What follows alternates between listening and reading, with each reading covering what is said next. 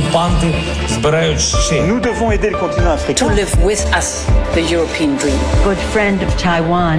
Europe 1, bonjour. Bonjour à tous et bienvenue sur Europe 1, 7h-5, c'est votre revue de presse internationale. Nous sommes d'abord en Italie. Bonjour Antonino Gallofaro. Bonjour.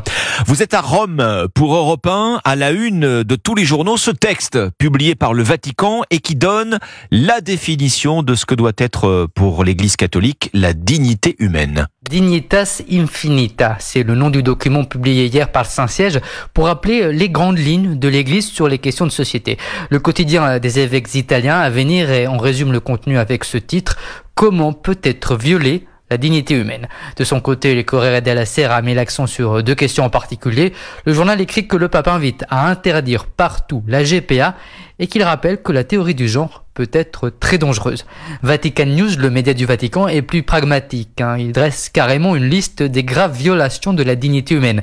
Comme on peut s'y attendre, il y a bien sûr l'avortement, l'euthanasie, la GPA, le suicide assisté, mais aussi la théorie du genre et enfin la guerre, la pauvreté et la traite humaine. On parle aussi de dignité humaine au Maroc, Alexandre Blanc. Vous êtes à Rabat pour Europe 1, puisqu'elle a une des journaux marocains, une réforme du code de la famille qui pourrait bientôt interdire le mariage des jeunes filles mineures.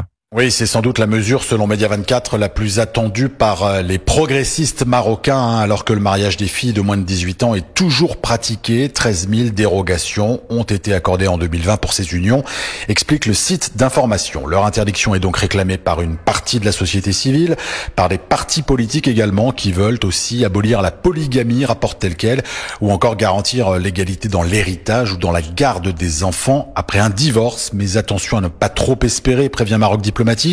La révision du code de la famille a certes été demandée par le roi, il l'avait fait réformer déjà il y a 20 ans, mais le souverain, qui est aussi le commandeur des croyants, a prévenu, il ne pourra autoriser ce que Dieu a prohibé, ni interdire ce que Dieu a autorisé. Merci Alexandre Blanc, c'était votre revue de presse internationale sur Europe 1.